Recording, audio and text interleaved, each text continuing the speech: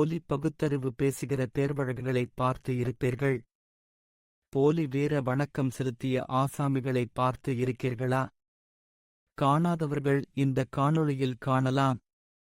R. D. Veerabhadran என்பவரின் 80ஆம் ஆண்டு பிறந்த நாள் விழாவில் வீரமணி சொன்ன கருத்து: நாங்கள் சொல்வதைக் கேட்டு நீங்கள் திருந்த வேண்டும். நாங்கள் தவறாக சொன்னோம் என்றால் நீங்கள் எங்களைத் திருத்த வேண்டும். நாங்கள் திறந்த மனதோடு இருக்கிறோம். இதுதான் பெரியார் அவர்களுடைய கொள்கை. மே 5, 2018 விடுதலை ஒரு வாசகமாய் சொன்னாலும் திருவாசகமாய் சொல்லி ஏற்கிறார் வீரமணி என சொல்லலாமா? அதாவது வீரமணியோ இன்னப்பிற திராவிடர் கழக பிரமுகர்களோ முட்டாள்தனமாகவோ தவறுதலாகவோ எதையேனும் சொல்லியிருந்தால் செய்திருந்தால் அது தவறென்று நாம் கூறினால் பெரியாரியவாதிகள் தங்களை திருத்திக் கொள்வார்களாம். வீரமணி ராமசாமி மீது அடித்து சத்தியம் செய்து கூறுகிறார். திறந்த மனதோடு இருப்பதாய். அப்படியிருந்தால் அது வரவேற்கப்பட வேண்டிய விஷயமே. ஆனால் ஆசாமிகளின் நடவடிக்கைகள் ஒருபோதும் அவ்விதம் இல்லையே. சொல்வது ஒன்று செய்வது ஒன்று என்பதாக தானே ஈவே ராமசாமி காலம் தொற்றுள்ளது. ஈவே ராமசாமி கற்றுக் கொடுத்ததே அதைத்தானே. தவறாக ஒன்றை வீரமணியோ அல்லது பிற ஆசாமிகளோ கூறினால் அதை நாம் சுட்டிக் காட்டினால் அதை கேட்டு திருந்திவிடக்கூடிய அளவுக்கு அறிவு நாணயம் கொண்டவர்களாக அவர்கள் இருக்கிறார்களா? இதுவரை இல்லை. இனிமேல் மாறினால்தான் உண்டு. ஆனால் 5இல் வளையாதது 50இல் வளையுமா?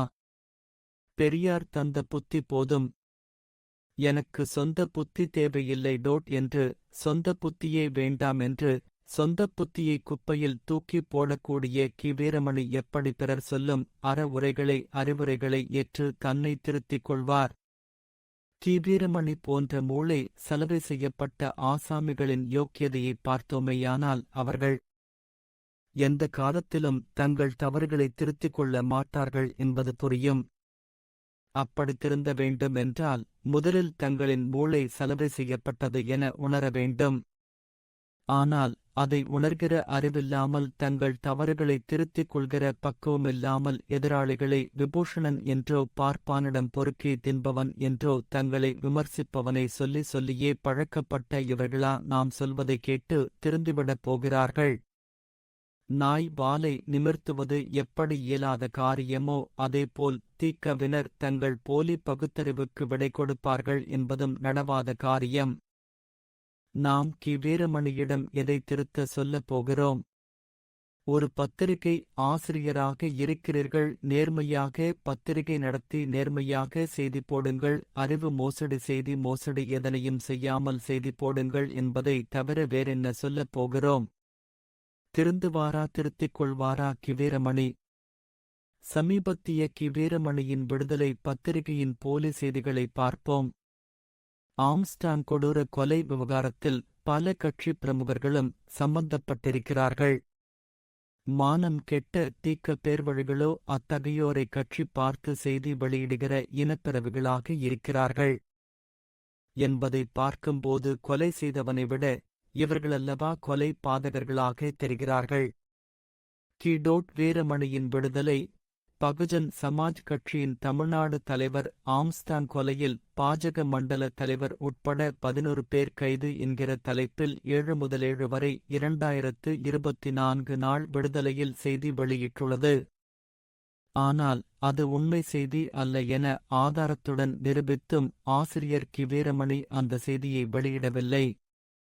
ஆம்ஸ்டாங் படுகொலை செய்யப்பட்டது தொடர்பான வழக்கில் முதலில் பொன்னை பாலு, மணிவண்ணன், திருவேங்கடம், ராமு, சந்தோஷ், திருமலை, அருள் மற்றும் செல்வராஜ் ஆகியோர் கொலையாளிகளாக கைது செய்யப்பட்டனர். இதில் செல்வராஜ் என்பவர் திருநின்றவூர் பாஜக மண்டல தலைவராக இருந்துள்ளார் என்று இணையதளத்தில் போலியாக செய்தி பரப்பினர். அதனை அப்படியே வீரமணி பொறுக்கி எடுத்து வெளியிட்டார். இந்நிலையில் பாஜகவின் மாநில தகவல் தொழில்நுட்ப பிரிவு துணைத் தலைவர் கார்த்திக் கோபிநாத் திருநின்றவூர் பாஜக எஸ்சிவின் மண்டல தலைவர் குட்டிமணி என்ற மணிகண்டன்தான் என்றும் கைது செய்யப்பட்ட செல்வராஜ் எனும் அந்த நபர் கட்சியின் எந்த பொறுப்பிலும் இல்லை. தங்களது இயலாமையை மறைக்க சிலர் இஷ்டம் போல பொய் செய்திகளை பரப்பி வருகிறார்கள் என மறுப்பு தெரிவித்தார். ஆகஸ்ட் போலி செய்திகளை கீவேரமணி பிரசுரிப்பதன் மூலம் தானொரு சுய இன்ப பிரியர் என தானே நிரூபித்ததாக ஆகிறது. சரி, இது ஒரு புறம் இருக்கட்டும். பாடோட்.கடோட்வில் இல்லாத ஒரு நபரை பாடோட்.கடோட்வை சேர்ந்தவர் என செய்தி வெளியிட்ட செய்தி மோசடி ஆசிரியர் கிடோட் வீரமணியின் விடுதலை தற்போது ஆம்ஸ்டாங் கொலையில் பல்வேறு கட்சி பிரமுகர்கள் சம்பந்தப்பட்ட செய்திகள் தொடர்ந்து வருகிற நிலையில் அந்த செய்திகளை வெளியிட ஏன் வெட்கப்படுகிறது? திமுக தரப்பினர் சம்பந்தப்பட்டிருப்பதால் தானே ஆம்ஸ்டாங் கொலை வழக்கில் திருப்பம். முக்கிய கட்சிகளின் பிரமுகர்கள் அடுத்தடுத்து சிக்குவதால் அதிர்ச்சி என்கிற தலைப்பில் ஜூலை 19, 2024 நாள் இந்து தமிழ் திசை.com-இல் வந்த செய்தியை வாசிப்போம். ஆம்ஸ்டாங் கொலையில் பல்வேறு குழுக்களுக்கு தொடர்பு இருக்கும் தகவல் வெளியாகியுள்ளது. கைதாகி சிறையில் அடைக்கப்பட்டுள்ள திருநின்றவூரை சேர்ந்த திமுக வழக்கறிஞர் அருள் என்பவர் கொலையில் முக்கிய பங்காற்றியது தெரியவந்தது. இவர் பொன்னை பாலுவின் மைத்துனர் ஆவார். அவரது செல்போன் உரையாடல்கள் வங்கி பரிவர்த்தனைகளை ஆய்வு செய்தபோது திருவல்லிக்கேணி மேற்கு பகுதி அதிமுக இணை செயலாளர் மலர்கொடியுடன் அருள் அடிக்கடி பேசி வந்துள்ளார். அருள் மலர்கொடி இடையே அதிக அளவில் பண பரிவர்த்தனை நடந்துள்ளன என்ற விவரங்களும் போலீஸ் விசாரணையில் தெரியவந்தது. மலர்கொடியின் உதவியாளராக இருந்த பழைய வண்ணாரப்பேட்டையை சேர்ந்த ஹரிஹரன் மூலமாகவும் கொலையாளிகளுக்கு 1 கோடி ரூபாய் வரை பணப்பட்டுவாடா நடந்துள்ளது என்ற தகவலும் வெளியாகியுள்ளது. ஹரிஹரன் தமாக மாநில மாணவர் அணி துணைத் தலைவராக இருந்தவர். இவர்களுடன் திமுக திருவள்ளூர் மத்திய மாவட்ட இலக்கிய அணி நிர்வாகியின் மகனான சதீஷ் என்பவரும் இணைந்துள்ளார். மேலும் ஆம்ஸ்டாங் கொலை வழக்கில் திருவள்ளூர் மாவட்டம் கடம்பத்தூர் அதிமுக ஒன்றிய கவுன்சிலர் ஹரிதரனும் கைது செய்யப்பட்டு உள்ளார். இறுதியாக ஆம்ஸ்டாங் கொலை வழக்கில் பாஜக முன்னாள் நிர்வாகி அஞ்சலை என்பவரும் கைது செய்யப்பட்டுள்ளார். கட்சி பாகுபாடின்றி அனைவரும் ஒன்று கூடி கொலைக்கு சதித்திட்டம் தீட்டி உள்ளனர். இந்நிலை ஆசிரியர் கி வீரமணிக்கு தர்மசங்கடத்தை தானே ஏற்படுத்தியிருக்கும். எப்படி இந்த செய்திகளை வெளியிடுவது? வெளியிட்டால் பிற கட்சியினரோடு திமுகவினரின் பெயரையும் குறிப்பிட வேண்டும். கட்சி பார்த்து பொறுக்கி எடுத்து இந்த செய்திகளை வெளியிடவும் முடியாது. அதனால் ஆம்ஸ்டாங் கொலை குறித்து வரும் செய்திகளையே தவிர்த்து விடுவோம் என்கிற முடிவுக்கு வந்துள்ளார் என்பதை தானே பல்வேறு கட்சி பிரமுகர்கள் கைதான செய்தியையே கி வீரமணி மூடி மறைத்ததிலிருந்தே தெரிகிறது. இதுதான் 60 ஆண்டுக்கும் அதிகமாக ஒரு பத்திரிகைக்கு ஆசிரியராக இருக்கிற கி வீரமணியின் யோக்கியதை. 10 முதல் 7 வரை 2024 நாள் விடுதலையில் ஆம்ஸ்டாங் மறைவு திராவிடர் கழகம் சார்பில் மரியாதை ஆறுதல் என்கிற தலைப்பில் ஒரு செய்தி.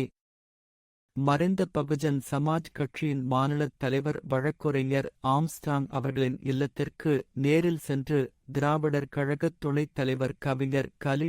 பூங்குன்றன் மற்றும் கி வீரமணியின் வி. அன்புராசும் அன்னாரின் படத்திற்கு வீர வணக்கம் செலுத்தினார். ஆம்ஸ்டாங்கின் வாழ்வினையர் பொற்கொடிக்கு ஆறுதல் கூறினார் என்கிறது செய்தி. வீர வணக்கம் எவ்வளவு முக்கியமோ அவ்வளவு முக்கியம். படுகொலைகளுக்கு காரணமானவர்கள் குறித்து செய்தி வெளியிடும்போது கொலைக்கு உடந்தையாக இருந்தவர்கள் அல்லது கொலைக்காரர்கள் திமுகவா அல்லது ஏனைய கட்சிகளைச் சேர்ந்த நபர்களா என பொறுக்கி எடுத்து பார்த்து செய்தி வெளியிடாமல், செய்தி மோசடி செய்யாமல் உண்மை செய்திகளை உள்ளது உள்ளபடியே வெளியிட வேண்டும். அதுதான் ஆம்ஸ்டாங் மறைவுக்கு உண்மையான அஞ்சலியாக இருக்கும், வீரவணக்கமாக இருக்கும். அதை விடுத்து செய்திகளை பதுங்கி வெளியிடுவது கோழைத்தனமாக கொலைக்காரர்களுக்கு சார்பான நிலையாகவோ இருக்கும். எல்லாவற்றிலும் போலிகளாக இருந்தவர்களின் வீர வணக்கம் மாத்திரம் மெய்யானவையாகவா இருக்கும்? உண்மை செய்திகளை வெளியிட ஒரு பத்திரிகை ஆசிரியர் அச்சம், மடம் நாணம் பயிர்ப்புடன் இருப்பது மானக்கேடு இல்லையா? ஏன் இவ்வாறாக கிவீரமணி மானக்கேடாக இருக்கிறார்? கீழ்வெண்மணியில் ஒடுக்கப்பட்ட சமூகத்தைச் சேர்ந்த 44 பேர் கோபாலகிருஷ்ணன் நாயுடுவால் எரித்து கொல்லப்பட்டதற்கு இவே ராமசாமி தந்த அறிக்கையை வாசித்தோருக்கு கிவீரமணியின் பத்திரிகை தற்சமயம் இப்படி மானக்கேடாக செய்தி வெளியிடுவதும் அதன் நடவடிக்கையும் எவ்வித ஆச்சரியத்தையும் தராது. தலைவன் எவ்வழியோ தொண்டன் அவ்வழி என்பதை தவிர சொல்ல வேறென்ன உள்ளது? காணொளியின் ஆரம்பத்தில் நாங்கள் சொல்வதைக் கேட்டு நீங்கள் திருந்த வேண்டும். நாங்கள் தவறாக சொன்னோம் என்றால் நீங்கள் எங்களைத் திருத்த வேண்டும். நாங்கள் திறந்த மனதோடு இருக்கிறோம் திருந்துவதற்கு என கிவீரமணி சொன்னாரே. அதனால் இத்தகைய செய்தி மோசடிகளை செய்யும் கிவீரமணியை பார்த்து சொல்கிறோம், திருந்துங்க ஐயா வீரமணி திருந்துங்க என. திருந்துவாரா?